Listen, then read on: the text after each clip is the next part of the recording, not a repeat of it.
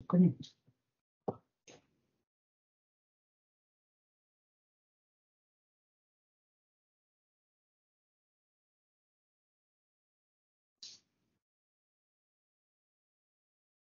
Tu vois, Marin, commence. Ouais, on y va? Ah, on y va. Allez, c'est parti. Bonjour, bonjour tout le monde. Merci de participer à ce webinaire pour qu'on puisse tous échanger autour du master DSGRH. Alors, on va se présenter assez rapidement avec mes collègues. Ce qui pourrait être intéressant, c'est de savoir si parmi vous, il y a des extérieurs à la licence de droit d'Orléans. Ça pourra d'ailleurs orienter un peu nos échanges. Donc, me concernant, je suis Marin de la Rochefoucauld. Je co-dirige le master avec ma collègue Odile Vanier-Gouel. Ah. Donc, comme je disais, je co-dirige le master avec ma collègue et moi, j'ai pour ma particularité, c'est d'intervenir sur tout le champ de la gestion des ressources humaines, mais on en reparlera juste après. Voilà.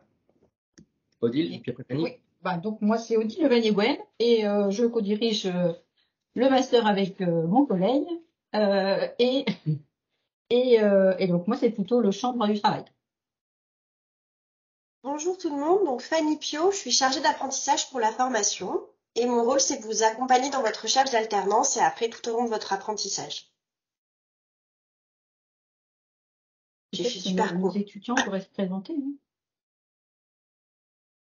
Bah, on peut, il y a une quinzaine d'étudiants, donc c'est possible. Non, mais je parle des étudiants actuels Oui, qui, oui, oui, pas des oui. candidats, On vous écoute, nos M1 et nos M2. juste pour vous Vas-y, Solène, présenter. t'en prie.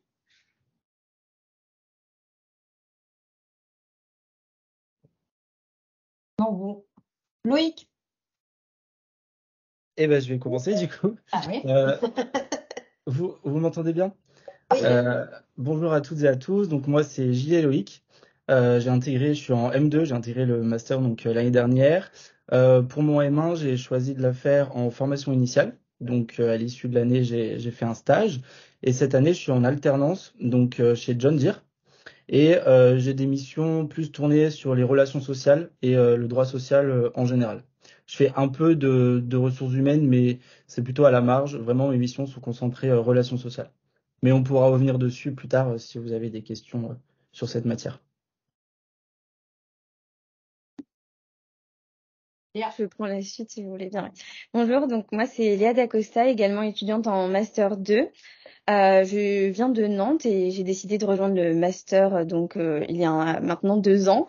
Je réalise mon alternance chez Coesio avec des missions DSGRH, donc vraiment qui allient la double compétence droit social et gestion des ressources humaines. Voilà.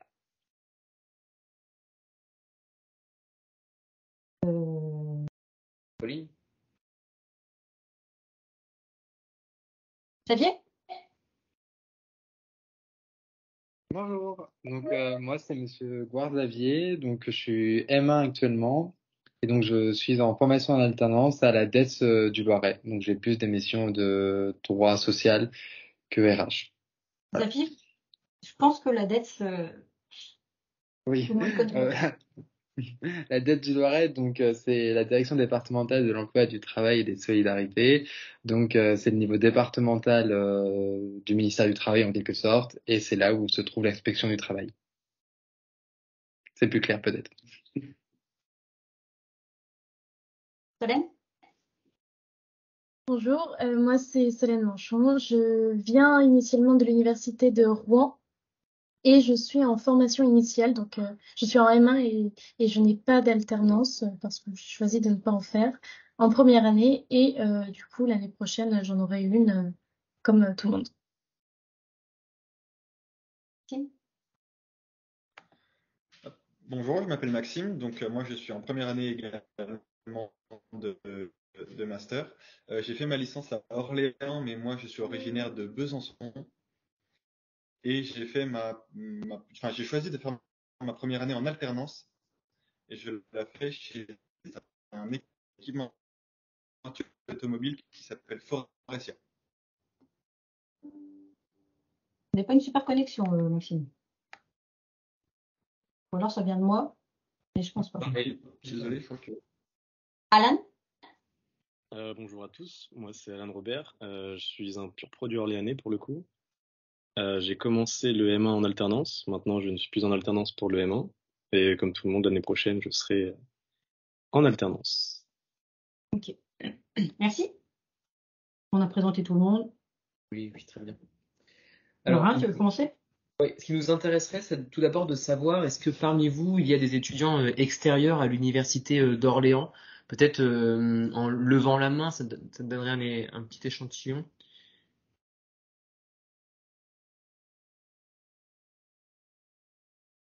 Ok, bon, il y en a quelques-uns, donc c'est intéressant. Alors, Audit, est-ce qu'on en projette, on a le support PowerPoint, on projette quelque chose peut-être? Si vous voulez. Hop. Donc notre objectif, c'est de vous présenter un petit peu notre diplôme, ses particularités, et surtout de pouvoir répondre à vos questions. Donc n'hésitez pas, si vous avez des questions, notez-les soit dans le chat, soit levez la main, puis on fera soit des pauses, ou soit on répondra à toutes les questions en fin de présentation. Alors, notre master, il a plusieurs particularités. La première, c'est un master à double compétence, donc droit social et gestion des ressources humaines. Cette double compétence, on estime qu'elle est un levier pour vos carrières, pour votre entrée sur le marché, parce elle est recherchée par les entreprises et on le voit, nous, dans nos échanges avec nos partenaires. C'est ce qui fait la différence sur le marché du travail. Et quand on regarde un petit peu les taux d'insertion, on s'aperçoit que notre master a un taux d'insertion pro qui est très bon. L'année dernière, sur la promo sortante, on était à 100% en quelque sorte dans les 2-3 mois suivant la fin du diplôme. Donc, ce qui est un chiffre, un indicateur qui est quand même rassurant et qui est un bon indicateur. Autre particularité de notre diplôme, on a également un réseau de partenaires qui travaillent avec nous. Alors, je ne sais pas si Odile, tu peux peut-être défiler. Ah, pardon.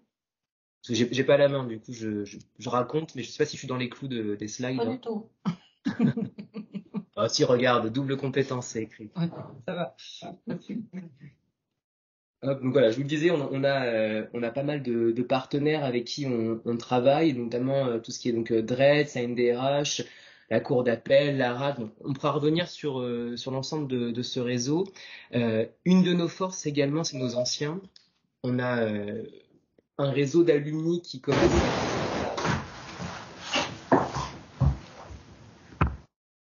Donc, je disais, on a un réseau d'alumni qui commence à être assez conséquent, avec des anciens qui sont présents, qui interviennent à la fois dans le master, lors de nos conférences, qui prennent des apprentis. Donc on a créé un écosystème qui est plutôt qui est sain et qui fonctionne bien. Est-ce qu'Odile, Fanny, est-ce que vous voulez rebondir? N'hésitez pas. Non, ça va, moi. Écoute. Fanny? Non, c'est bon pour moi aussi. Ok. T'avais pas le micro, excuse-moi. Alors, j'avance peut-être. Oui. L'autre particularité, donc la double compétence, l'autre particularité, on pourra y revenir, c'est bien évidemment l'apprentissage. Donc notre master est ouvert à l'apprentissage dès le master 1. Alors cet apprentissage n'est pas obligatoire en M1, c'est-à-dire que vous pouvez suivre la formation en formation initiale. Néanmoins, l'apprentissage est obligatoire sur l'année du master 2. Au niveau des débouchés, donc, Trop vite. je vais trop vite, pardon. Vas-y, bah oui, alors, c'est bon. Ouais. Non, c'est bon, c'est sur les débouchés, là. Là, tu vois, je suis le slide. Au niveau des débouchés, quand on observe un petit peu nos sorties de diplôme, on est sur des secteurs assez variés. S'agissant des métiers de la RH, des ressources humaines, on a notamment des RRH, pas mal de RRH, des chargés de mission ressources humaines. À terme, on a bien évidemment des anciens qui deviennent DRH. Bon, il ne faut pas se leurrer, vous ne serez pas DRH en sortie de diplôme. Peut-être que sur les métiers du droit social, Odile, tu peux intervenir. En fait, à la sortie du master, vous avez la possibilité d'intégrer un poste de juriste en droit social dans une entreprise. Alors, pour qu'il y ait un juriste droit social, c'est forcément pas une entreprise qui est d'une taille trop petite. Vous pouvez passer aussi l'examen d'avocat, passer le concours pour être inspecteur du travail. Et puis voilà, il y a tout ce qui est formateur droit social, auditeur droit social, voilà. C'est assez large. Et puis, Voilà. vous mettiez des relations sociales également. Oui. En fait, par rapport à d'autres masters en droit social, en fait, vous avez surtout cette possibilité d'accéder à des postes de responsable RH, puisque les entreprises se rendent compte que un responsable RH, s'il n'a pas un bon socle au droit social, c'est mal parti. Donc aujourd'hui, on est bien placé sur ce type de poste et sur celui de juriste aussi. Alors, Je me peut-être. permets juste, Marin, je voulais Oui. revenir un petit peu sur l'apprentissage. Donc, Oui. les étudiants en M1, ils ont le choix entre la formation initiale et l'apprentissage. Les étudiants qui font le choix de l'apprentissage, c'est pour un contrat de 2 ans, puisque l'apprentissage doit valider un diplôme et que le diplôme, vous ne l'obtenez qu'à l'issue des 2 années. Donc voilà, c'est un contrat d'apprentissage de 2 ans. Pour les étudiants qui font le choix de la formation initiale, ils ont un stage à réaliser à la fin de cette première année et l'ensemble de la promotion en deuxième année est en alternance. Voilà, il n'y a pas de formation initiale en Master 2. Comme ça. Ok. Avance. Oui, peut-être qu'on peut parler de cette double compétence et regardez, c'est la suite des slides. Alors, donc, la particularité du diplôme, c'est la double compétence droit social et gestion des ressources humaines. Là, on attire votre attention et on pense que c'est notre valeur ajoutée. C'est que ce n'est pas une simple coloration. On ne vous vend pas un master de droit social avec une coloration RH. On vous vend un master où vous allez ressortir avec des compétences en droit social et en GRH. Et pour ce faire, ça nécessite de travailler, de beaucoup travailler. Et l'année de M1 est une année qui est dense, qui est riche, mais qui permet cette montée en compétences. Et notamment le semestre 1 est un semestre qui est bien chargé et les étudiants pourront témoigner. Et c'est tout l'intérêt de cette première année, c'est de vous amener vers un socle de connaissances suffisant pour à la fois intégrer le monde de l'entreprise pour les apprentis, et puis développer un esprit critique, développer un esprit à la fois de synthèse, pouvoir solutionner des problématiques de terrain, qu'elles soient RH ou juridiques. La deuxième année, elle, c'est une année de spécialisation, une année où vous allez pouvoir approfondir tous les fondamentaux vus sur la première année en RH, bien évidemment, et en droit social. Odile, est-ce que tu veux compléter quelque chose? Non, tu te débrouilles bien. C'est le café de 16h30. Alors, qu'est-ce que c'est que ça? Première année, un seul parcours. C'est nouveau, ça. Alors, Non, c'est la forme est différente, mais c'est pas nouveau. d'accord. Bah écoute, vous saurez à présent que nous n'avons qu'un seul parcours sur la première année de M1 et un seul parcours sur la seconde année. Ce qui est sûr, c'est que en M1, voilà, comme l'a dit Fanny Pio, vous pouvez avoir accès au diplôme soit par la formation initiale, soit par l'apprentissage, et le M2 est exclusivement réservé à l'apprentissage. Donc ça, c'est important. C'est que la recherche d'apprentissage sera une obligation pour pouvoir intégrer le Master 2. Et je pense que par ce slide aussi, vous vouliez dire que c'est le même effectif en M1 qu'en M2 et que du coup, c'est la même promotion en M1 qu'en M2. Bien vu Fanny. Effectivement. Bien vu, parce que vu comme mon master va nous faire du mal. Alors, peut-être que parce que là, on parle de double compétence, mais on a pratiquement que des juristes en face de nous. Donc, Marin, il faut que tu expliques ce que c'est que la GRH. Oui, je peux. Alors, la gestion des ressources humaines, pour faire simple et pour ne pas spoiler mon cours de l'année prochaine, c'est vous apporter un regard sur toutes les problématiques opérationnelles de l'entreprise qui concernent à la fois le collaborateur, c'est-à-dire sa carrière, ses compétences, son intégration, son recrutement. C'est un panel assez large. Et cette gestion des ressources humaines, c'est un peu le cœur névralgique de l'entreprise. Tout passe dans la réflexion des métiers. Tout passe par la gestion des ressources humaines, donc c'est ce sur quoi nous allons nous travailler l'année prochaine. Donc les terrains sont assez variés. On parlera à la fois de recrutement, de formation, de mobilité, et on essaiera bien évidemment de faire le pont entre droit social et gestion des ressources humaines, parce qu'on pense avec ma collègue qu'il y a une complémentarité qui est nécessaire entre les deux matières.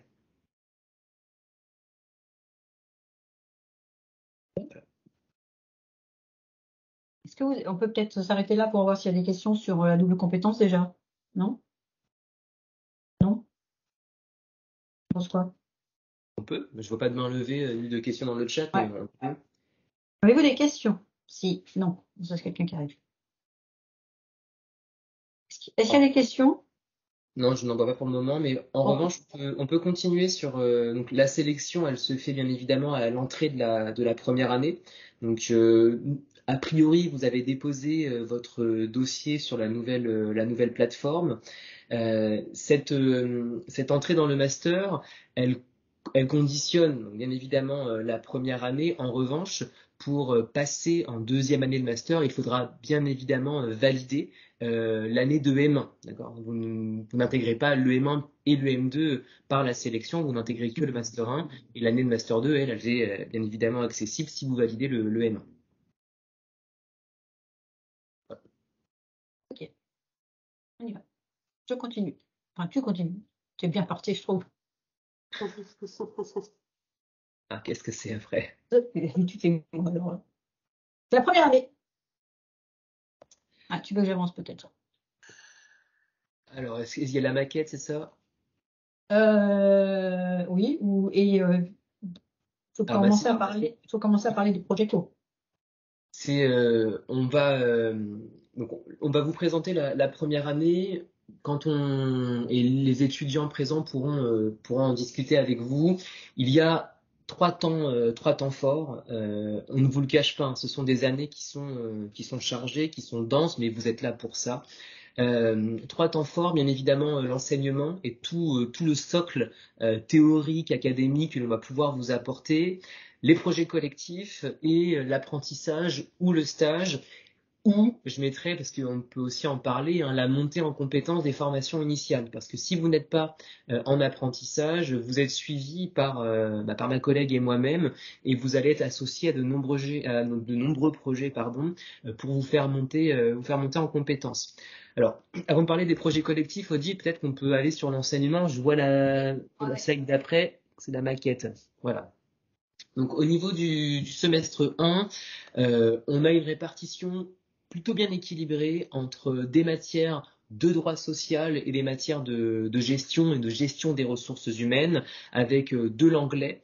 Vous allez avoir donc droit de la sécurité sociale, droit de l'emploi, droit des conditions de travail, droit et gestion des organisations, droit de la fonction publique, gestion de l'emploi, gestion des ressources humaines. On a une matière qui est hybride, hein, qui est droit et gestion des organisations, où on parle notamment de tout ce qui est stratégie d'entreprise, de l'anglais, des ateliers méthodologiques, où ma collègue et moi, on intervient notamment sur tout ce qui est recherche juridique, recherche en sciences de gestion, méthodologie du mémoire. Voilà, c'est des ateliers qui sont assez variés. On va peut-être pas expliquer matière par matière, hein, Odile, hein. Donc pareil, donc un semestre 2 qui somme toute est assez équilibré entre droit du travail approfondi, droit des entreprises en difficulté, droit pénal du travail, droit de la négo collective, avec gestion des ressources humaines, et on retrouve encore anglais et ateliers méthodologiques. Et sur le semestre 1 et le semestre 2, vous allez avoir donc DTD, avec une particularité, c'est que vous allez être une promo de 20 à peu près, entre 15 et 20, du moins 20.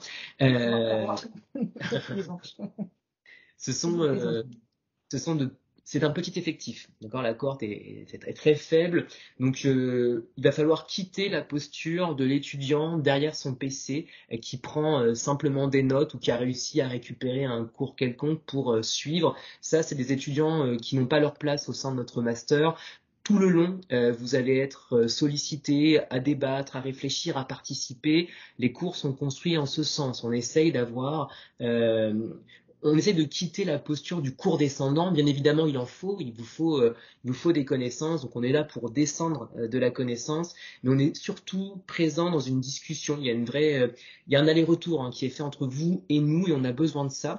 Donc, vous allez être bousculé dans votre posture d'étudiant, surtout cette posture d'étudiant en licence, en amphithéâtre à 300, 400. Vous êtes là pour écouter et prendre note.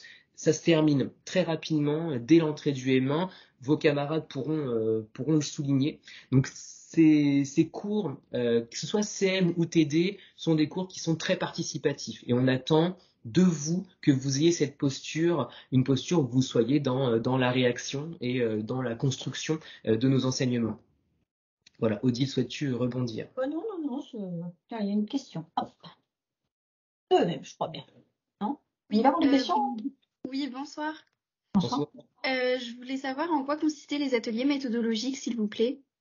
Alors, ces ateliers nous permettent de revenir sur plusieurs choses. Un, de vous apporter toutes les connaissances nécessaires pour la construction de votre mémoire, du mémoire futur qui aura lieu en M2.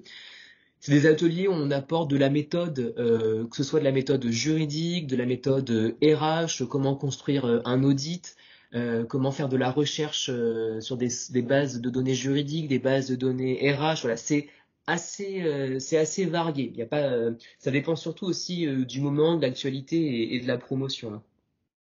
Oui, D'accord, merci.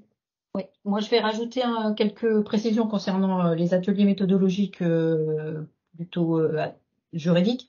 Alors en fait, il y en a deux catégories. Il y a les ateliers qui concernent l'ensemble de la classe, formation initiale et formation en apprentissage, où là on revient sur certains fondamentaux qui sont pas forcément bien acquis, tels que la recherche documentaire.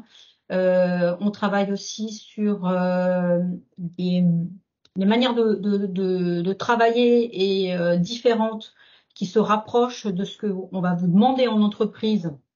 Par exemple, on va aborder la note argumentée, donc qui ne ressemble ni vraiment à un cas pratique, ni à un commentaire d'arrêt, ni à une dissertation, mais à une réponse de type professionnel qu'on va attendre de vous en entreprise. On travaille aussi sur l'actualité, sur la manière de faire sa veille juridique. J'en oublie plein. Les étudiants qui sont en formation initiale ont d'autres travaux. D'abord, ils assistent à certaines séances audiences de la Chambre sociale de la Cour d'appel d'Orléans. Ils rencontrent un certain nombre d'anciens du master dans le cadre, là encore, d'ateliers méthodos. Où donc il y a une présentation du parcours et une présentation d'une thématique droit social ou RH. Très professionnel, et on a aussi mis en place cette année, mais ça va monter, c'est un atelier avec force ouvrière où certains étudiants, pas tous, vont travailler avec force ouvrière lors de leur période où ils ouvrent à leurs adhérents. Et puis les filles, ils ont plein de travaux aussi pour les FA. C'est-à-dire que pendant que les formations en apprentissage sont en alternance, les étudiants en formation initiale réalisent un certain nombre de travaux qui leur permettent à la fois de monter en compétences et de profiter à l'ensemble de la promotion sur des thématiques diverses et variées. Voilà. Si j'étais claire. Pour moi, oui. Oui. Merci pour la réponse. Pas de souci. Je crois qu'il y avait deux mains, mais il n'y en a plus qu'une, donc elle est disparue, la deuxième. Écoute, poursuivons. Ok. On en est où? Projet collectif, j'imagine? Ouais. Vas-y. Alors, autre temps fort du diplôme, outre les enseignements qui prennent du temps, le projet collectif, mais c'est plutôt les projets collectifs parce qu'il y en a plusieurs. Donc ces projets collectifs, on a pour habitude de dire avec ma collègue qui sont la pierre angulaire du diplôme, ils font sa particularité. ces projets rythment les 2 années de master et vous demandent une implication totale hein, au sein du diplôme. Alors plusieurs projets avec des ambitions différentes. Alors Odile, tu m'as enlevé le. Ah bah oui, mais c'est le bazar là. Je me suis. Hop là, ça y est. Alors, donc plusieurs projets. Donc le projet emploi et compétences, notamment alors les licences 3 ont dû pouvoir profiter de ce projet. C'est un projet qui est à votre destination, qui permet de faire monter les licences en compétences, les accompagner sur la rédaction CV, lettre de motivation. C'est un projet qui organise des ateliers, notamment donc ateliers sur la gestion de vos candidatures sur LinkedIn, sur l'utilisation des réseaux sociaux. Voilà, il y a évidemment d'autres choses. Un projet collectif communication et promotion qui a lui pour objectif d'assurer toute la communication du master et d'en faire la promotion sur les différents canaux. Le projet association et vie étudiante qui, comme son nom l'indique, participe à la cohésion, à la vie du diplôme et à la gestion du budget de notre master. Un projet conférence et événementiel qui gère toutes les conférences sur les 2 années de notre diplôme et tous les événements. Et enfin, un dernier projet qui est un projet structurant et transversal, c'est le projet Lab DSGRH, où on invite les étudiants à faire de l'audit, du conseil, mais également de la formation sur différentes thématiques en lien avec nos partenaires. Voilà pour une présentation assez synthétique des différents projets. On vous demandera en tant que futur M1 d'intégrer l'un de ces projets, de vous y impliquer. Vous aurez une présentation qui sera faite par les nouveaux M2 à la rentrée. Ils viendront vous présenter les modalités de ces projets. Vous aurez un document qui récapitule ce que je viens de dire en plus approfondi et qui détaille surtout les compétences attendues, parce qu'on attend pour chacun des projets des compétences assez différentes. Voilà. Est-ce qu'Odile, tu souhaites rebondir? Je te trouve très en forme ce soir. C'est le café de 16h30 qui est bénéfique après cette journée. Voilà, on peut passer. Hein. À moins qu'il y ait des questions sur les projets co. Alors, je vais même rajouter quelque chose. Ces projets collectifs font l'objet d'une note assez importante dans la maquette. Ils sont valorisés et au-delà d'être notés, ils vous font monter en compétences. Hein. C'est des projets qui conduisent, qui vous apportent à la fois des soft skills, des compétences qui vont être ultra attendues en entreprise. Alors là, on a mis autonomie, responsabilité, initiative, mais la liste est bien plus longue. Et qui participe à la création de votre réseau, qui participe aussi à vous responsabiliser, à vous mettre un peu en musique sur ce que l'on pourrait attendre de vous en entreprise. Oui, alors il y a Aurélien Feuillet. Bonsoir. Bonsoir. Je me posais plusieurs questions sur les projets collectifs. Vous avez dit qu'on était obligé en tant qu'étudiant de participer à un seul projet collectif, mais du coup je me demandais si on pouvait participer à plusieurs ou si les étudiants étaient limités qu'à un seul projet. Alors, outre le projet Lab DSGRH, pour le moment, vous devez faire un choix entre emploi et compétences, communication, vie étudiante, conférence, en gros. Donc, vous avez l'un de ces 4 projets à intégrer, et le projet Lab était un projet sur lequel on pouvait mettre tous les étudiants de M2 et les FI. Donc, mais ça, on va se re-questionner, mais a priori, à part le projet Lab, vous devez faire un choix entre les 4 autres projets en début d'année. Oui, je pense qu'ils vous occuperont suffisamment pour... si vous vous investissez complètement dans votre projet collectif, vous en avez besoin que d'un. D'accord, merci. Alors, il y a Célestine aussi qui pose une question. Oui, bonjour. Moi, j'avais une question au niveau de la vie étudiante et l'association. Est-ce que c'est une association au sein de la faculté ou ça peut être une association ailleurs de notre choix? Non, en fait, c'est l'association du master. C'est l'association du master et qui œuvre pour à la fois la vie étudiante du master, mais aussi pour porter tous les projets qui sont réalisés par les étudiants au sein du master DSGRH. Ok, d'accord, merci beaucoup. Je vous en prie. Alors, Jessica.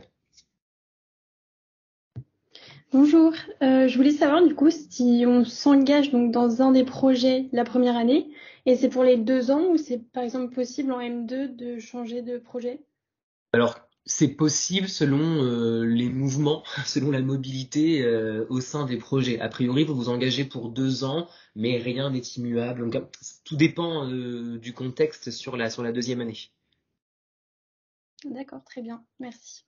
Mais vous verrez, les missions évoluent aussi d'une année à l'autre. Vous allez pouvoir profiter de l'expérience des ex-M1 devenus M2. Donc il y a un temps d'adaptation, d'appropriation. Et l'année de Master 2 sert aussi à apporter des améliorations, à valoriser votre année de M1 au sein du projet. Donc j'aime à penser que c'est bien de s'engager pour 2 ans. Après, si vraiment le projet ne vous plaît pas, on pourra en rediscuter et trouver une solution, bien évidemment.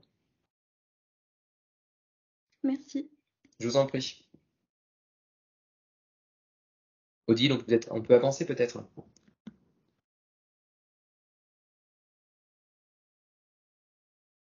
Et mon ordinateur, il rame un peu. Voilà, c'est bien. Alors, l'apprentissage, j'en ai parlé, mais je peux revenir dessus. Donc, il est sur 2 ans. On attend de vous, bien évidemment, que les offres que vous allez sélectionner soient des offres en lien avec notre master, avec les attendus du master. Et pour ça, on va vous demander quelque chose de très simple à retenir. C'est une fois que vous êtes sélectionné et retenu chez nous, de ne rien accepter sans que nous validions l'offre. C'est très important et Fanny pourra rebondir. Ne vous engagez pas dans une offre qui n'aura pas été validée par la direction. Et ça, tous les ans, on le répète, on le rabâche, mais c'est important, n'acceptez rien. Vous pouvez passer autant d'entretiens que nécessaire. Fanny Pio pourra revenir sur les offres qui vous seront diffusées une fois que vous serez intégré à notre liste principale. Cependant, voilà, il faudra bien faire valider l'offre retenue par la direction du master, c'est-à-dire par ma collègue et moi-même. Fanny, peut-être que tu peux rebondir. Oui, alors en fait, voilà, toutes les missions doivent être en adéquation avec le master et les responsables de la formation veillent à ce que vous ayez vraiment des missions qui soit évoluent en compétences entre le M1 et le M2 aussi, hein, faut qu'il y ait une progression entre les 2 années et en M1 qui répondent bien aux attendus du master. Donc voilà, ça fait plusieurs années que les responsables de formation suivent des apprentis. Moi également. Donc voilà, c'est important qu'il y ait une vue sur vos missions avant de vous engager. Moi, toutes les offres par contre que je diffuse aux étudiants admis, vous pouvez candidater sans souci. Les missions sont déjà validées en amont, ce qui vous permet de candidater voilà, sans crainte. On vous incite tout de même à faire des candidatures spontanées en fonction de votre projet professionnel, en fonction de la localisation de l'apprentissage que vous visez. Donc voilà, ça c'est important, hein. On ne veut pas que vous vous cantonniez à répondre uniquement à nos offres, mais aussi avoir voilà, cette double démarche, à la fois candidature spontanée et réponse à offre. On a eu l'an dernier de belles offres d'apprentissage qui n'ont pas été pourvues parce que voilà, les étudiants en termes de localisation, de mobilité, c'était pas forcément simple. C'est vrai qu'il faudra que je fasse le point avec chacun des étudiants admis, comme je l'ai fait avec les M1, pour voir un petit peu votre mobilité et voir voilà, ce qui est possible de faire pour vous comme déplacement. Voilà, voilà. Peut-être qu'on peut préciser que notre calendrier d'alternance, qui est une semaine, en principe une semaine, ce qui vous permet donc d'avoir un apprentissage relativement éloigné d'Orléans, puisque vous y allez, vous partez le week-end et vous revenez le week-end suivant, et qu'à partir du mois de la fin avril, vous êtes à plein temps dans l'entreprise. C'est ça. Ça, c'est pour ceux qui choisissent l'alternance. Et on s'améliore parce que cette année, c'est la première année, je crois, où on a juste 2 semaines de cours, début septembre, 2 semaines ensuite d'entreprise, et après tout le reste de l'année, on est sur du 1-1. Ouais, mais ça c'est parce que c'est les congés universitaires qui sont bien. C'est un coup de chance. Je peux le signaler parce que voilà, que c'est super. Ça va pas durer en fait l'année d'après. Bon. On a des questions. Oui, avec Célestine, mais elle a baissé la main. Il y a Mélissa Rouillet. Mais alors, tout à l'heure, Célestine avait levé la main, je vais noter. Célestine? Oui, en fait, vous avez répondu à ma question, c'était pour savoir la répartition entre semaine en apprentissage et en cours, donc c'est bon, merci. Très bien, je vous en prie. Alors, Mélissa. Bonsoir. Alors, je me permets de lever la main par rapport aux structures d'accueil. Donc, je vois entreprise, la DRITS, cabinet d'avocats, cabinet de conseil. Les administrations, je suppose que c'est accepté ou... Non. Alors, ça dépend quelle administration. La DREDS et la DETS sont des administrations. Le ministère du Travail, oui, est une administration. Après, si vous allez dans le public, le droit applicable n'est pas le même. C'est pas le droit du travail du secteur privé qui va s'appliquer, c'est pas le code du travail, c'est le droit de la fonction publique. Et nous, on fait très peu de fonction publique. D'accord. Donc, si votre objectif professionnel, c'est d'intégrer la fonction publique, faites un master en droit public. Voilà, on n'est pas bon master. Ouais. Même s'il y a des rapprochements de plus en plus importants, pour l'instant, on est très orienté secteur privé. D'accord, merci. Aurélien? Oui, je me demandais si jamais on est déjà en alternance dans un service ressources humaines, puisque personnellement c'est mon cas, est-ce que l'alternance devra quand même être validée par vous-même ou est-ce qu'on considère que c'est déjà bon? Non. On valide. Si ce n'est pas une offre qui fait partie de notre vivier, donc une offre partenaire, on valide. On valide tout. D'accord, merci. Des ayatollahs du... Oui, puis en termes de missions, les missions que vous avez en licence sont pas des missions forcément transposables en master. Faut voir si elles évoluent. Enfin, donc voilà, c'est important de voir le contenu. Ah, Célestine. Oui, j'avais une autre question. Imaginons en master 1, on veut faire un contrat en apprentissage et en master 2, du coup, c'est obligatoire. Est-ce qu'on peut changer d'entreprise entre l'un et le master 1 et le master 2 ou c'est la même entreprise pour les 2 ans? Alors, on va pas botter en touche, mais pour vous expliquer un peu comment ça fonctionne. Comme je le disais tout à l'heure, l'apprentissage doit valider un diplôme. Donc, le contrat signé en M1 court jusqu'au 31 août N+2. Donc voilà, ça c'est voilà. Après, il arrive que l'apprentissage, si en M1, voilà, ça ne se passe pas bien, mais dans ce cas, il faudra qu'il y ait une rupture du contrat pour pouvoir changer d'apprentissage en master 2. Ok, d'accord, merci beaucoup. Vous pouvez pas faire un contrat d'1 an en M1 et un autre contrat d'1 an en M2 sans qu'il y ait rupture de contrat, puisque le contrat initial fait bien 2 ans pour le M1. D'où l'importance de valider en amont l'apprentissage pour que nous, on s'assure que la structure est théoriquement en mesure de faire évoluer les compétences sur 2 ans et les missions sur 2 ans. Ensuite, Aurélien. Pardon, j'avais oublié de baisser ma main. Ok, alors Audrey. Oui, bonsoir. Je vois sur votre diapo, c'est marqué mission en droit social et ou en gestion des ressources humaines. Ça veut dire qu'on peut faire une alternance que en droit social ou les deux, ou que oui, c'est possible. Oui, selon votre projet professionnel. En fait, c'est ça. Il faut que ce soit cohérent avec ce que vous visez à la sortie du diplôme. D'accord. Alors, c'est rare qu'on ait des offres. D'ailleurs, on n'a pas mis relations sociales. Il y a des relations sociales aussi. C'est rare qu'on ait des offres 50-50, mais c'est souvent des offres, par exemple, généraliste RH avec un peu de veille juridique, ou voilà, c'est un mélange des deux, mais c'est pas forcément 50-50. Voilà, ça peut être plus juriste, plus RH, tout est possible. Ou purement juriste si vous êtes dans un cabinet d'avocat. Ou purement juriste, oui. Oui, si c'est cabinet d'avocat. Ouais. Ok, on poursuit. Alors, juste une précision, le fait que vous ayez fait un apprentissage plus tôt en droit social ne vous ferme pas les portes pour une insertion professionnelle en RH et vice versa. Alors c'est quand on regarde l'intégration professionnelle de nos étudiants, on voit bien qu'ils peuvent rebondir sur de l'ARH s'ils ont fait du droit social ou sur droit social s'ils ont fait l'ARH. Voilà, ça ferme pas les portes. Il faut faire juste un peu attention, mais ça ferme pas les portes. Et même après plusieurs années, c'est ça qui est intéressant. En revanche, il ne faut pas s'ultra spécialiser en RH du moins. Si vous partez sur des thématiques type recrutement, formation en sortie de diplôme, ce sera plus difficile de rebondir. Donc, tant que vous avez un regard assez généraliste sur la matière, les passerelles seront possibles et faciles. Alors, il y a Emeline. Oui, bonsoir. Alors, j'avais une question par rapport à l'apprentissage. Quand on rentre en M1, c'est là qu'on choisit nos entreprises ou avant d'entrer dans le master que le choix des entreprises est fait? En fait, techniquement, vous allez passer la sélection, l'entretien, et c'est une fois que vous êtes sélectionné pour le master que la question de l'apprentissage se posera. Après, vous, en amont de la sélection, vous pouvez commencer vos recherches, bien évidemment, et avoir des propositions, mais n'acceptez rien parce que nous, il faut qu'on valide toute proposition.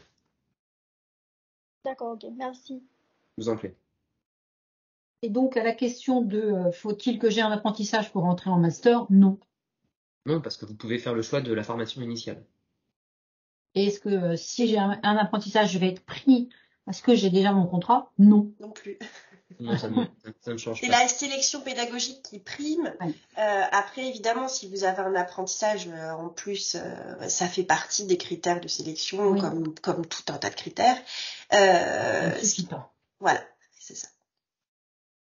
Comme dans certains CFA privés où si vous avez un contrat, vous êtes pris. Là, c'est pas le cas. Et vous avez un délai légal pour trouver un contrat d'apprentissage. C'est-à-dire que si vous n'avez pas d'apprentissage à la rentrée, mais que vous souhaitez faire la formation en apprentissage, vous avez jusqu'à 3 mois après la date de rentrée pour trouver un contrat. Donc vous rentrez le 4 septembre cette année, ça va ça vous permet de chercher un apprentissage jusqu'au 4 décembre. Et après, on est obligé de vous basculer en initial. Ça marche. On poursuit?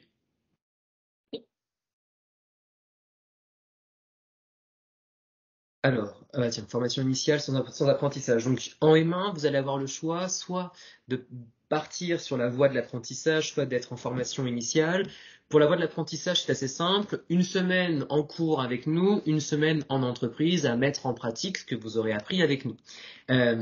Pour les étudiants qui font le choix de la formation initiale, sur la semaine de cours, vous serez avec vos camarades en formation en apprentissage. Le reste du temps, vous n'êtes pas sans rien faire. D'ailleurs, il y a Solène qui est présente et qui est en formation initiale, qui va pouvoir rebondir.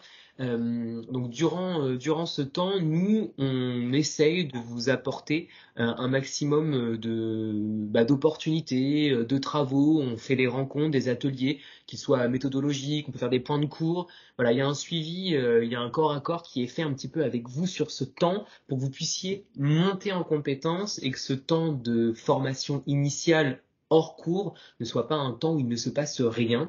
Est-ce que Solène, vous souhaitez rebondir sur ce temps-là rapidement? Oui, effectivement, on n'est pas là à ne rien faire. Ce qui est pratique, c'est qu'on est à distance, donc pour ceux qui viennent d'ailleurs, ça nous permet de rentrer chez nous, mais on continue à faire des projets. Par exemple, avec Monsieur de La Rochefoucauld, on fait trois projets sur les organisations syndicales et les jeunes, sur la place de l'IA et par rapport à l'homme, ou encore un projet de prévention et de santé, prévention et sécurité. Et avec Madame Leveniguel, pareil, on fait des projets tout au long de l'année. Et comme elle disait tout à l'heure, on fait par exemple, on travaille sur certains sujets et ensuite on va les présenter à toute la classe, ce qui permet de nous améliorer sur certains points juridiques et en même temps d'en faire profiter toute la classe. Donc c'est plutôt un bon équilibre. On s'améliore avec le temps parce que ça fait 3 ans maintenant que l'on a des étudiants en FI, en M1 et d'autres en FA. Et en fait, avec les années, on construit ce temps qui est un temps sur l'emploi du temps où rien n'apparaissait. Et de plus en plus, on arrive à construire quelque chose de solide et qui vous fait réellement monter en compétences.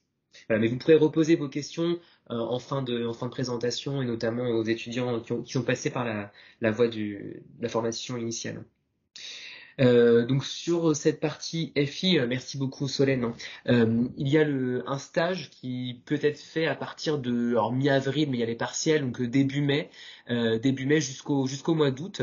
Et en parallèle, bien évidemment, il y aura votre recherche d'alternance pour l'année de Master 2. Je me permets juste, comme on parlait de l'apprentissage juste avant, j'ai partagé sur la conversation le calendrier d'alternance de l'année prochaine et la fiche de diplôme pour les étudiants si vous souhaitez la télécharger. Super, merci beaucoup Fanny. Alors on peut peut-être Je t'ai passer coupé, excuse-moi. Non, pas. Odile, Ouais. on passe à la suite? Bah oui, mais on arrive au bout, ah non? Je sais pas, je vois encore des slides. Moi. Oui, après oui, mais après c'est la deuxième année, ça me paraît un peu long, enfin un peu loin, mais bon. Alors, en intégrant le master droit social et GRH. Ça, tu l'as déjà dit en fait. Oui, bah on peut très rapidement revenir dessus. Moi, je vais revenir sur ce qu'on attend de vous.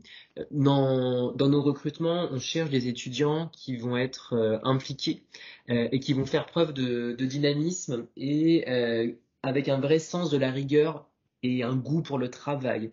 Je ne suis pas là pour vous effrayer, mais on vous fait travailler et pour nous, c'est important parce que vous allez transpirer, que ce soit en droit social ou en gestion des ressources humaines. Et je pense que le terme, et je le redis, je crois que ça fait 2-3 ans que je dis cette expression, vous allez transpirer, mais ce n'est pas faux.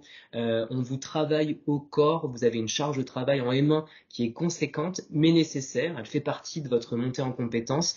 Et c'est pour cela qu'on attend des étudiants qui soient motivés et rigoureux, très rigoureux dans le travail. Donc ça, c'est à mon avis notre marque de fabrique, c'est qu'on attend de vous que vous soyez présent, que vous soyez là. Voilà. Odile, souhaites-tu rebondir? Si, quand même, j'insisterai sur le fait que quand vous entrez dans le master, vous allez avoir une véritable équipe qui va vous accompagner individuellement. Vous avez vraiment un accompagnement personnalisé vers votre insertion professionnelle. On vous connaît, on sait ce que vous cherchez, ce que vous voulez faire à l'arrivée. On sait éventuellement, on comprend éventuellement ce qui peut bloquer et on travaille avec vous pour vous aider à arriver à votre objectif d'insertion pro. Voilà, mais ça, peut-être que les étudiants de notre master pourront revenir sur ça, sur ce qu'ils vont réellement trouver, parce que c'est facile de vous dire qu'on est des directeurs de Ouais, mais c'est vrai. Non, mais c'est facile de le dire. Je pense que c'est la part des étudiants qui sera intéressante derrière. Bon, et après c'est la deuxième année, mais on aura largement le temps d'en reparler. Ouais, la deuxième année. Alors le principal sur la deuxième année, c'est que en fait, on fonctionne beaucoup sur des petits séminaires de courte durée. Enfin, il y a quelques cours un peu plus importants d'une vingtaine d'heures ou d'une dizaine d'heures d'ailleurs. Mais sinon, il y a beaucoup de séminaires de 6 heures ou 10 heures avec beaucoup d'intervenants professionnels, beaucoup plus qu'en première année. Et il y a aussi, ce qu'il n'y a pas forcément toujours en M1, ces fameux projets collectifs directement en lien avec le monde professionnel. À titre d'exemple, cette année, en M2, on a créé une formation au profit des élus du CSE, ce qu'on appelle les matinées du CSE, et donc nos étudiants, on a 3 étudiants qui vont faire une présentation sur les attributions du CSE en matière de prévention, en matière de santé et sécurité au travail. Donc ce sont les étudiants qui font la présentation aux élus du CSE, qui préparent avec nous les 2 ateliers qui suivent. On a des étudiants qui vont aller faire qui font une formation avec un avocat au profit de DRH. On a des étudiants qui ont travaillé l'année dernière et qui vont présenter cette année le résultat d'études que nous avons avec la DRETS Centre Val de Loire. Et donc, je vous laisserai notamment Léa et Loïc en parler. Qu'est-ce qu'on a d'autre on a plein cette année en M2, je sais plus. Enfin voilà, on a beaucoup de projets en lien avec le monde professionnel et il s'exprime surtout en M2. Et à chaque fois, donc, ça c'est pour les enseignements et ça c'est pour le productif. Et à la fin, il y a quoi? Ah oui, bah ça c'est. Oui, bah ça on peut peut-être en parler quand même. Oui, la sélection. Ouais. Alors, donc la sélection, elle se fait tout d'abord sur dossier. Donc vous avez peut-être déjà complété votre profil sur la nouvelle plateforme. Donc nous, on va étudier attentivement vos dossiers. Alors qu'est-ce que l'on regarde? Dans le dossier, on va regarder votre parcours universitaire. On va regarder comment vous avez réussi à passer la L1, la L2, la L3. On regarde les notes, on regarde aussi vos stages. Est-ce que vous avez fait des stages? Votre intérêt pour le monde du travail. On va regarder également si vous avez des activités associatives. Ce qui nous intéresse, c'est d'avoir des profils assez... Comment, Odile? Et des activités sportives aussi. Oui, alors, sportive, associative au sens large. En fait, on essaie d'avoir des produits assez distincts. Alors, je parle de vous, vous êtes des produits, hein, mais l'idée c'est qu'on ne veut pas une promotion qui se ressemble. On essaye d'avoir des profils assez distincts pour avoir on crée un équilibre dans la promotion. C'est ce qui nous intéresse, c'est d'avoir un équilibre. On ne veut pas 20 étudiants extravertis qui font plein de choses. On essaye d'avoir quelque chose.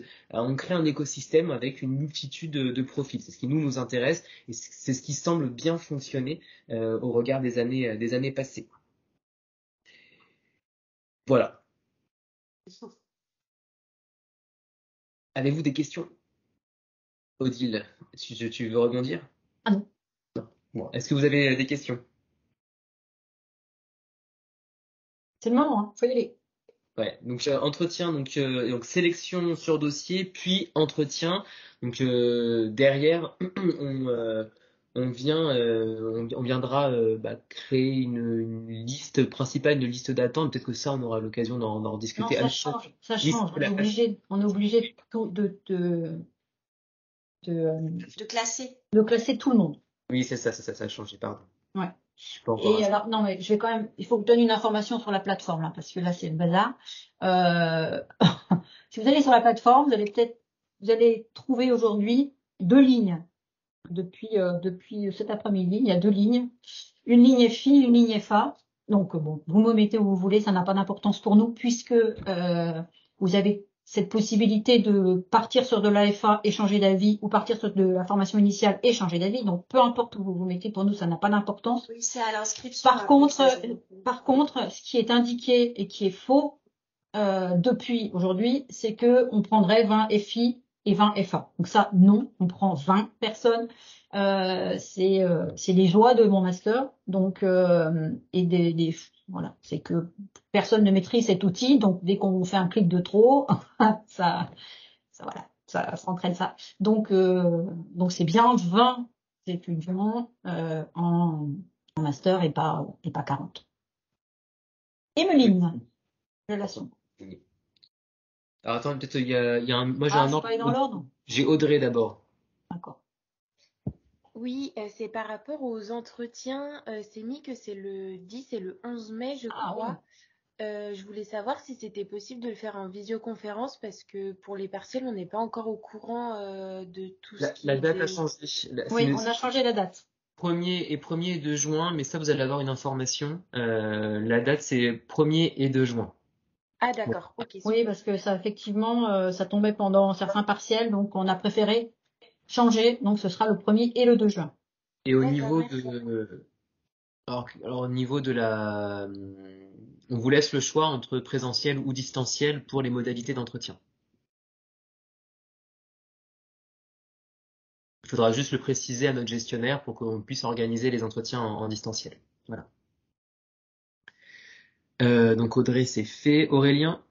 Non, si Audrey, c'est bon, oui. Oui, c'est bon. Aurélien, du coup? Moi, j'avais une question par rapport aux documents qu'il faut remplir et déposer sur la plateforme, puisqu'à un moment, en fait, il est demandé, pardon, à un moment, il est demandé de renseigner nos notes obtenues en droit social et en GRH en licence et en master 1. Et en fait, là, moi, actuellement, je suis en master 1 gestion des ressources humaines. Du coup, j'ai que des enseignements relatifs à la gestion des ressources humaines. Donc, je voulais savoir quels enseignements je renseignais sur le document, si je devais renseigner ceux que j'ai déjà eu au premier semestre ou si je choisissais par rapport aux enseignements qui sont donnés dans votre master. Donc voilà. Mettez tout. Mettez Vous ce que mettez vous avez. toutes les notes qui pourraient nous intéresser. Même si c'est au second semestre et que j'ai pas encore eu mon relevé de notes? Oui, parce qu'on pourra le vérifier à terme, donc vous pouvez. Ok, merci. Hop. Ensuite, Sidoine. Est-ce que je prononce bien? Oui, c'est bien Sidoine. Bonjour. J'avais une question par rapport à la plateforme Mon Master. Sur l'ancienne version, il y avait une case TOEIC où on pouvait déposer le document, mais je crois que sur la nouvelle version, il n'y a plus on peut plus déposer le document de niveau en fait. Alors nous, le TOEIC, ce n'est pas pour l'entrée en Master 1, on n'a pas besoin du TOEIC. Vous allez le passer en Master 2. Donc voilà, il n'y a pas d'exigence sur le TOEIC pour l'entrée en M1 pour le moment. Après, si vous avez D'accord. une bonne note, vous pouvez le mettre sur votre CV. Vous mettez Oui. votre note sur le CV. Vous mettez le score sur le CV. Et dans le petit le document complémentaire qu'on vous a fourni où on pose 2-3 questions, vous pouvez l'intégrer, hein, parce qu'on le lit. Donc mettre tout ce que vous voulez dans le document. Ok, merci.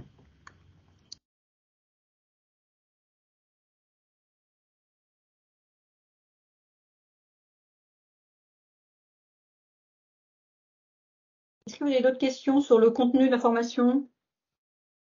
Sur ce qui a été dit, si vous voulez rebondir, voilà, ou sur les entretiens, c'est le moment.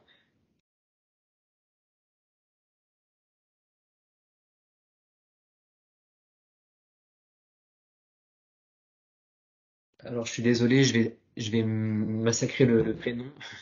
Il y a une question. Oui, pardon, par rapport aux entretiens, donc je vous ai bien dit que les dates, c'était le 1er et juin, c'était confirmé. Alors ça a haché, j'ai pas entendu réellement la question, Elle mais voulait avoir confirmation que c'était bien le 1er 2 juin, les entretiens. voilà, c'est bien le 1er et le 2 juin.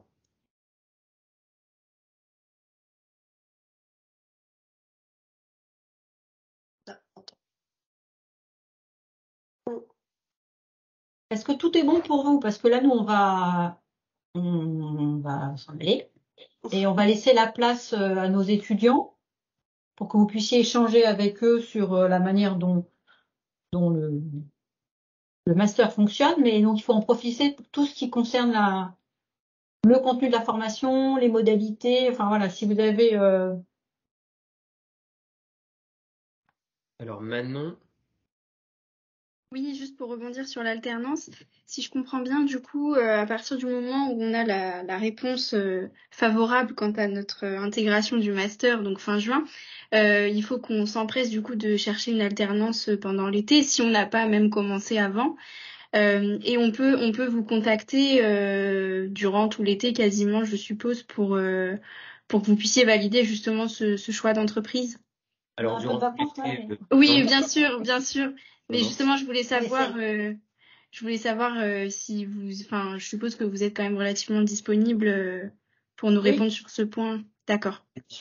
Dès lors que vous êtes sur notre liste, voilà, on se rapprochera de vous pour faire un peu le point de votre recherche, de où vous en êtes et de pouvoir aussi orienter votre parcours, enfin les offres sur lesquelles vous pourrez candidater. Alors, vous avez quand même effectivement intérêt à commencer à chercher avant. J'allais dire, ouais. Voilà, tout en rentrant en contact avec Fanny pour éventuellement, hein, Fanny. Oui, bien sûr. Ouais. Il faut chercher avant parce que les offres, elles vont commencer à arriver et sinon vous allez être en dehors en fait de la campagne de recrutement et les offres seront pourvues. Donc c'est important de candidater. Là, les offres vont commencer vraiment à arriver mi-avril, début mai. Donc c'est important de candidater tout de suite parce qu'elles sont pas toutes dédiées à notre master uniquement. Donc il faut pas que vous soyez en dehors des périodes de recrutement. Donc voilà, faut chercher en amont. C'est vrai que c'est un peu délicat parce qu'on vous demande de chercher avant sans être sûr d'être pris, mais vous êtes tous finalement tous dans le même bateau, quel que soit votre choix de master. D'accord. Et moi, je viens de l'université de Tours et j'aimerais éventuellement faire mon alternance du coup sur Tours parce que je connais déjà quelques professionnels et j'ai peut-être quelques opportunités. Je voulais savoir si peut-être que les étudiants pourront y répondre. C'était pas trop difficile justement de pas être sur le lieu de la faculté pour l'alternance. Alors en plus, Tours, c'est à proximité. Oui, On a des on n'est pas étudiants, loin. Oui. voilà, tous les ans, pardon, un peu répartis partout en France. On a même, pour vous dire, eu des étudiants jusqu'à Pau, jusqu'à Strasbourg. Après, c'est à vous de voir en fonction du rythme d'alternance, en termes de fatigue, en termes de coûts financiers, à bien prendre en compte tous ces éléments-là. Mais Tours, sans souci. La question. Ok, merci. Je voudrais juste revenir, je crois qu'il y en a un d'entre vous ou une qui a évoqué la date du 20 juin pour le retour des résultats, c'est ça? Elle a dit fin juin, pas 20 juin. Fin juin. Hein? Elle a dit quoi? Oui, j'ai dit fin juin, mais Ah non, je mais vous crois allez avoir les résultats bien avant, hein. Enfin, officieusement, vous aurez les résultats avant. Oui, On va non, pas attendre le 20 juin pour vous les donner, nous, hein. Nous, les entretiens ils ont lieu le 1 et le 2. Vous saurez très rapidement, dans les quelques jours qui suivent, si on vous retient ou pas. Alors effectivement, la plateforme fait que ce sera pas officiel, mais C'est vous un le peu le saurez bien défaut de avant. la plateforme, c'est que c'est Ouais. très tardif et que pour les apprentis, voilà, Ça sent pas fin juin, parce que Non. D'ailleurs, on a la possibilité, de toute façon, pour les apprentis, de vous donner une réponse bien avant. On est moins cloisonné que pour les FI. Ok, c'est une super bonne nouvelle. Merci. Donc, vous pouvez, juste pour rebondir, vous pouvez faire votre apprentissage partout en France. Les responsables de formation vont valider l'émission, mais pas la localisation. Ils aiment bien se balader. Évitez le nord, si ça peut être le sud, c'est pas mal. Oh, j'aime bien le nord aussi. Je rigole.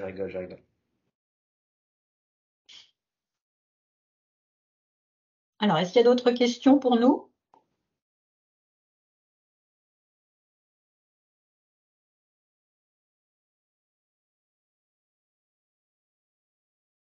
Et oui, non. On n'a pas de questions perso cette année, c'est bien. On avait décidé d'exclure, mais il n'y a pas de fin. Pour les extérieurs, est-ce que dans le chat, vous pouvez mettre votre université d'appartenance là en licence? Ça m'intéresserait, s'il vous plaît. Juste de noter de quelle université vous venez. Voilà, vous l'écrivez. Des questions, Carrie. Mélissa? Oui, je reviens par rapport à la conversation. Personnellement, je ne sais pas si c'est pareil pour tout le monde, la conversation, elle est accessible uniquement aux membres de l'équipe. Donc, Mince. Ok, bon, bah, oubliez ce que j'ai dit. Tant pis. Merci. Pareil, moi, je vous ai mis les fiches, ça va pas la fiche diplôme et le calendrier d'alternance. On peut le noter peut-être. Ceux qui sont... Non? Juste, je me permets du coup, pour ceux qui souhaitent avoir le calendrier, la fiche diplôme, vous n'hésitez pas à me contacter par mail ou téléphone. Je vous le donne oralement du coup. Fanny Piault, P-I-A-U-L-T, donc fanny.piault@univ-orléans.fr. Et le téléphone, ouais, bah non, je l'ai mis dans le... Et le téléphone, c'est 02 38 49 48 49. 02 38 49 48 49. Donc fanny.piault, P-I-A-U-L-T, @univ-orléans.fr. C'est bon pour tout le monde? Il y a Audrey qui a encore la main levée. Ah oui, non, pardon, c'était juste du coup, vu qu'on n'avait pas le chat pour dire l'université, mais du coup, c'est Dites toujours, vous venez d'où? d'Angers. Angers? Ok, très bien. Et donc il y a Emeline. Oui, moi, je viens de l'Université de La Réunion. Du coup, quand on va passer l'entretien le 1er de juin, ça va faire aux heures de France. Et vous allez les communiquer avant, enfin par mail, du coup. Oui, et en fonction voilà des localisations, on pourra choisir une heure qui soit pas la nuit pour vous. On essaiera de trouver. Les entretiens se feront de 8 heures le matin à 16 heures l'après-midi. Donc j'imagine que sur cette plage, on arrivera à trouver un créneau qui puisse. Mais on avait, c'est pas Wendy qui avait fait son entrée en pleine nuit. Elle faisait nuit, elle était en pleine nuit. Ok, d'accord, merci. Je vous en prie. Célestine? Non, bah moi, du coup, c'était pour dire que j'étais de l'université de Lille. Ok, super. Mélissa, du coup? Ah, mais Célestine m'avait déjà envoyé un mail, je me rappelle. Moi, c'est juste pour dire aussi que je suis à Nevers, dans une école. Ok, ça marche. Une école de quoi? C'est une école en fait je fais une licence une licence du CNAM, droit économie gestion, mention GRH, qui est dispensée au Centre scolaire Notre-Dame. Ok, ça marche. Très bien. Voilà. Merci. Hop, Manon? Oui, je voulais savoir combien d'étudiants vous convoquez en entretien, à peu près. Alors, c'est honnêtement, on ne pourra pas vous répondre. Chaque année, il faut savoir qu'avant la mise en place de la plateforme, on était sur à peu près 600 à 700 dossiers de candidature et on convoquait sur ces 600-700 dossiers une centaine d'étudiants. Là, aujourd'hui, avec la plateforme, on a l'impression que le volume de candidatures, surtout pour cette première année, va être différent. Donc je ne sais pas, j'ai envie de vous dire une soixantaine peut-être de candidats en entretien, peut-être. D'accord, merci. Aurélien? Oui, bah moi du coup c'était juste pour dire que j'étais de l'université de Franche-Comté. Ok, super. Hop, Chloé? Maxime est content. Ouais. Oui, bonsoir. Donc moi je suis de l'université de Rouen Ok. et j'avais une question parce que donc à la fac de Rouen on n'a pas du tout vu de GRH ni de droit de la sécurité sociale. Est-ce que vous avez des ouvrages peut-être à nous conseiller pour acquérir des bases déjà avant l'entrée dans le master? Alors oui, mais alors, de toute façon, dès que l'entretien se fait, on pourra reparler de si vous avez des besoins particuliers. Mais pour la GRH, normalement, il suffit juste d'arriver, l'esprit bien ouvert, bien reposé, et ça fera l'affaire. Et droit de la D'accord, merci. sécurité, ouais, et droit de la sécurité sociale, c'est pareil, hein. Les étudiants de L3 en général n'ont jamais fait de droit de la sécurité sociale, donc on part de zéro. D'accord, merci beaucoup. On vous en prie. Alors j'ai Chloé. Non, c'est bon. Oui. Maëline, ouais. Maëline. Oui, bonsoir. C'était pour vous dire que moi je venais de l'université de Clermont-Ferrand. Ok, ça marche. Loïc. Alors il y a Saïda. Oui, bonsoir, c'était pour aussi informer que moi je venais de l'université de Assas à Paris. Ok, ça marche. Assas. C'est vous qui étiez au Portugal? Oui, c'est moi, oui. Hop. Camille.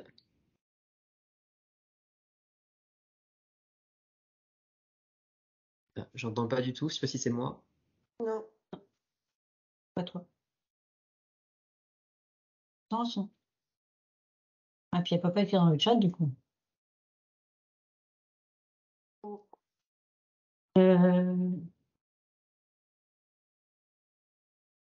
On vous entend pas, Camille.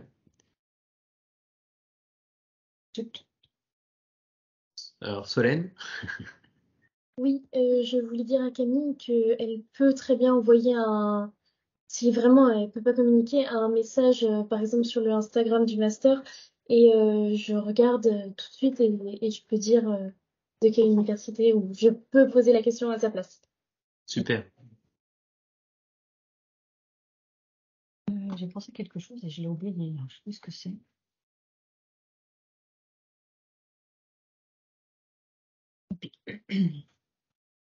Ok, Est-ce qu'on a répondu à vos questions? Est-ce que ce webinaire vous a semblé pertinent? Est-ce que c'est bon pour vous? Peut-être que vous n'avez plus de questions et on a été très clair, on a été très performant. Oui, alors Solène? Toi. Elle vient de Rouen. De Rouen, ok, ah bah, c'est bien. Oui. Team Solène Manchon en force. C'est ça. Alors, est-ce que c'était clair? Est-ce que voilà, est-ce qu'on peut nous s'en aller et vous laisser avec nos étudiants? Oui, Audrey? Oui, c'est parfait. Le mot de la fin. Merci beaucoup. Bon courage à vous tous pour les partiels et pour les dossiers de candidature si vous êtes dedans. Et donc au plaisir de vous retrouver sur papier dans un premier temps et ensuite en entretien, je l'espère pour vous. Voilà, c'est bon pour moi, Odile, Fanny. C'est parfait. Au plaisir d'échanger avec vous tous. Bonne soirée tout le monde. Au revoir à tous. Bonne soirée, au revoir. Merci, au revoir. Merci.